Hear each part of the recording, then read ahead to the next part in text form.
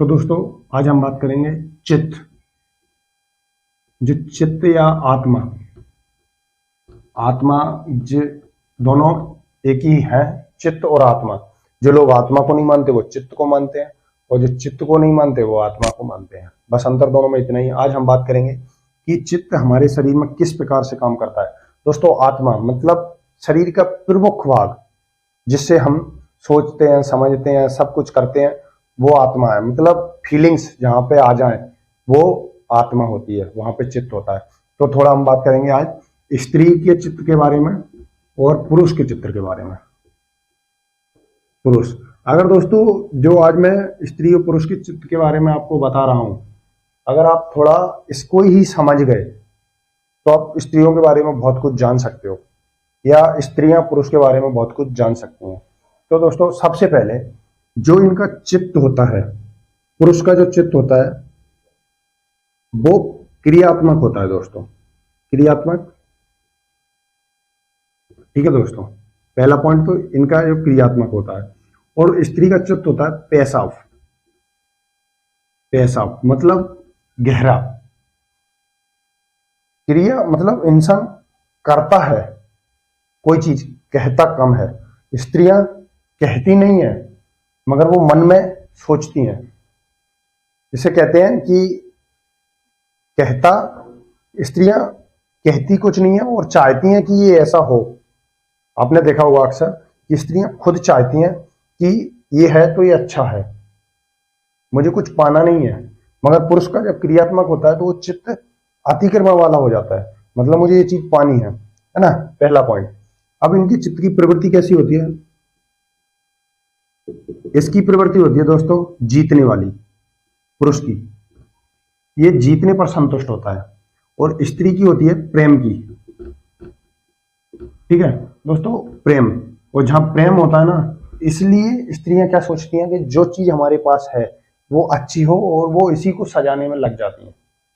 वो चीज है, जैसे किसी के पास गाड़ी है तो वो क्या सोचेंगी स्त्रियां कि ये गाड़ी है, बस इसी को अच्छे से जमा लो या इसी को अच्छी से सजा लो, है ना, इतना ही। और पुरुष क्या सोचेगा, ये गाड़ी तो अपने पास है ही, रोल्स रॉयल लेके आते हैं, या ऑडी लेके आते हैं, या थार लेके आते हैं, या फॉर्च्यूनर लाना है अगली गाड़ी। पुरुष हमेशा जीतने की सोचता है और स्त्री हमेशा उसको सजाने की सोचती है। अब इसके बारे में मैं और बात करूंगा गहराई में जाके, मगर आप अभी इसको समझो कि अब जो इसका चित्त जो होता है वो प्रेम का होता है दोस्तों, इसकी प्रवृत्ति, और पुरुष की हमेशा जीतने की होती है। अब थोड़ा इसमें डीपली जाना पड़ेगा दोस्तों कि जब पुरुष जो ध्यान करता है, ध्यान करके वो सातों चक्र जागृत कर लेता है, इसलिए उसके चित्त जो होता है फिर वो प्रेम वाला हो जाता है। मतलब वो पुरुष होके भी स्त्रीण हो जाता है। इसलिए इसका मैं आपको एक वो दिखाऊं कि भगवान कृष्ण, भगवान राम, भगवान शंकर जब इनको दिखाया जाता है तो इनकी दाढ़ी नहीं दिखाई जाती, दाढ़ी और मूंछ है।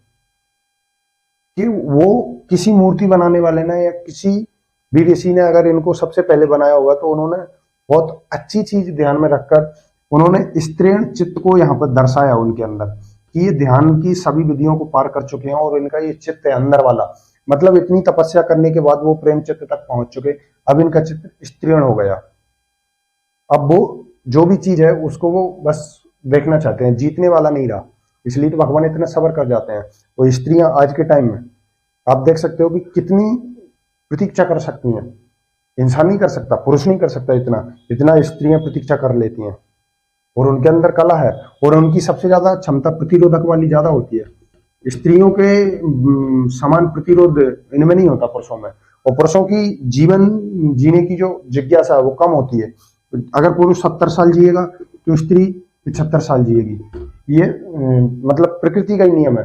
अगर मान के चलो 100 लड़कियां पैदा होती हैं तो 116 लड़के पैदा होते हैं दोस्तों। इसलिए हमें, आपने देखा होगा अनुपात हमेशा लड़कों का ज्यादा होता है।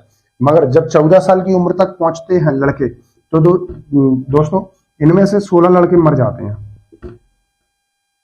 प्रकृति उनका अनुपात समान रखती है, क्योंकि स्त्री के अंदर प्रतिरोधक क्षमता बहुत अधिक होती है और जीने की चाहत होती है, पुरुष के अंदर इतनी नहीं होती। और पुरुष जब भी कभी बोले मरने की तो थोड़ा सोचना दोस्तों, क्योंकि पुरुष वो कदम उठा सकता है। अगर स्त्रियां सोचे मरने की तो ज्यादा ध्यान देने की बात नहीं है, क्योंकि स्त्रियां में जीने की चाहत बहुत अच्छी होती है। और दोस्तों, आपने एक चीज नोटिस की होगी कि देखो, बुद्ध हुए, कृष्ण हुए, शिव हुए और राम हुए और बहुत सारे ऋषि मुनि हुए, कबीर हुए, इसी तरीके से कोई स्त्री, एक आध स्त्री को छोड़ दें अगर हम, तो कोई स्त्री इतने प्रबल तरीके से जाकर अध्यात्म में उनका कोई स्थान नहीं है। कारण पता है क्या है? क्योंकि स्त्री में जन्म देने की शक्ति होती है दोस्तों। जन्म मतलब पूरी सृष्टि इंसान को वो अपने अंदर बना देती है दोस्तों। तो फिर वो चाहती ही नहीं है कि मैं कुछ और बनाऊं, क्योंकि इंसान बना दिया उसने। अब उसके अंदर इससे बड़ा वो क्या बनाए? उसके अंदर कोई इच्छा होती ही नहीं है। और बल्कि पुरुष के अंदर ये इच्छा होती है कि मैं कुछ नया पाऊं या मैं कुछ नया बनाऊं, मैं स्त्री को ये दिखाऊं कि मैं भी कुछ बना के लाया हूं। इसलिए जितने भी आविष्कार किए हैं तो वो पुरुष ने ही किए हैं, चाहे वो किसी भी चीज का हो। ज्यादातर साइंटिस्ट जो होते हैं वो पुरुष होते हैं, क्योंकि पुरुष हमेशा से उनके अंदर से वो यही दिखाना चाहता है कि मैं भी कुछ बना के लाया हूं। बल्कि स्त्रियां उल्टा करती हैं। अब थोड़ा सोचने वाली, अब स्त्रियों के बारे में मैंने आपको दोस्तों इतना बताया तो आप बहुत कुछ समझ गए होंगे कि स्त्रियां कैसी होती हैं।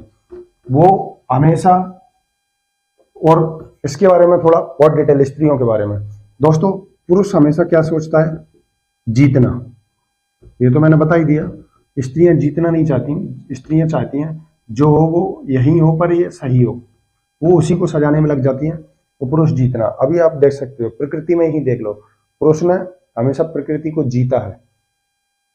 नदियों के ऊपर बांध बनाकर नदियों पर विजय पाई है, पेड़ों को काटकर पेड़ों पर विजय पाई है, नुकसान किया है प्रकृति का। बल्कि पहले स्त्री प्रधान देश बोला जाता, शास्त्रों में भी लिखा है कि स्त्री प्रधान धर्म या स्त्री प्रधान औरत घर की लक्ष्मी होती है, क्योंकि वो घर को सजाती है। बल्कि पहले जब ऋषि मुनि तपस्या करके उनका चित्त को स्त्रीण कर लेते थे, मतलब सारी जो उनकी अंदर चित्त है उसको स्त्री के रूप में बदल लेते थे, प्रेम वाला चित्र कर लेते थे, तब वो नियम बनाते थे। और पहले के लोग गुरुओं के नियम को मानते थे। जब वो नियम बनाते थे तो फिर उसमें वो प्रकृति को, हर चीज को ध्यान में रख के बनाते थे, क्योंकि वो अंदर से स्त्री हो चुके हैं। आज की शिक्षा को देखो, हमेशा जीतने में लगाए रखती है। कोई अगर टॉप नहीं आया तो उससे बोलते हैं तू टॉप आ, और पढ़ाते क्या है? हमको सबको समान निगाह से देखना चाहिए, भेदभाव नहीं करना चाहिए, लड़ाई झगड़ा नहीं करना चाहिए। और यहाँ पर दोस्तों बाहर कि वो कैसे आ गया, तू क्यों नहीं आया, यहाँ पे तुम लड़ा रहे हो, यहाँ पे तुम अंतर स्पष्ट कर रहे हो, और एक जगह वहां पर जाकर तुम पढ़ा रहे हो, यहाँ पे तुम जीतना सिखा रहे हो। तो ये शिक्षा भी मुर्दा कर रही है, क्योंकि दोस्तों ये शिक्षा इंसानों के द्वारा बनाई हुई थी, पुरुषों के द्वारा बनाई हुई थी। इसमें स्त्रियों की शिक्षा का कोई रोल था ही नहीं। और आजकल की जो स्त्रियां हैं वो इस शिक्षा को पढ़ लिख कर अगर वो डिमांड कर रही हैं लड़कों के घर जाकर कि मुझे ये चाहिए, तो इसमें अचंभित मत होना, क्योंकि दोस्तों जो आज की शिक्षा है वो स्त्रियों को कहीं ना कहीं गहरे भाव में जाकर पुरुष के जैसा कर दे रही हैं। क्योंकि शिक्षा पुरुष के लिए बनाई गई थी, और किसी भी लड़की को छोटे से अगर पुरुषों की शिक्षा पढ़ाई जाए तो वो स्त्री पुरुषों जैसा व्यवहार करने लगेगी। इसमें कोई अचंभित होने वाली बात नहीं है। तो इसलिए मैंने ये चित्त, दोस्तों ये चित्त इंसान का ऐसे होता है, जैसे मैं आपको बताऊं कि ये बल्ब है, ये बल्ब है ना, ये बल्ब है, ये प्रकाश मार रहा है, जीवन दे रहा है इंसान को। ये इंसान के सोचने समझने की शक्ति है, मतलब माइंड है ना। और इसके बीच में मन काम करता है, जैसे पॉलीथीन। अब जैसे यहाँ पर काला प्रकाश, काली पॉलीथीन लगा दी तो काला प्रकाश चित्त का मस्तिष्क तक पहुंचेगा, तो वो उल्टा पुल्टा सोचेगा। अगर यहीं पे जैसे सफेद को तुम शांति का कलर मानते हो, सफेद पॉलीथीन लगा दी तो ये सफेद प्रकाश पहुंचेगा, तो मन शांत रहेगा। मतलब एक लेयर का काम करता है मन। बाकी की पूरी जीवन ऊर्जा चित्त में ही होती है, और चित्त तक ही हमको जीवन ऊर्जा को लाना होता है। और यहीं से जब चित्त तक प्रेम ऊर्जा, मतलब स्पर्म, जो हमारी काम वासना की शक्ति को हम नीचे बहाते हैं, उस शक्ति को अगर हम चित्त तक लाते हैं तो प्रेम खिलता है। और ये सहस्त्र यहाँ पे होता है दोस्तों। तो थोड़ा मैंने बताने की कोशिश की। वैसे चित्त के बारे में पूरा जीवन टिका हुआ है, तो मैं छोटी सी वीडियो में तो नहीं बता सकता, जितना हो सका कोशिश की है। मिलते हैं अगली वीडियो में।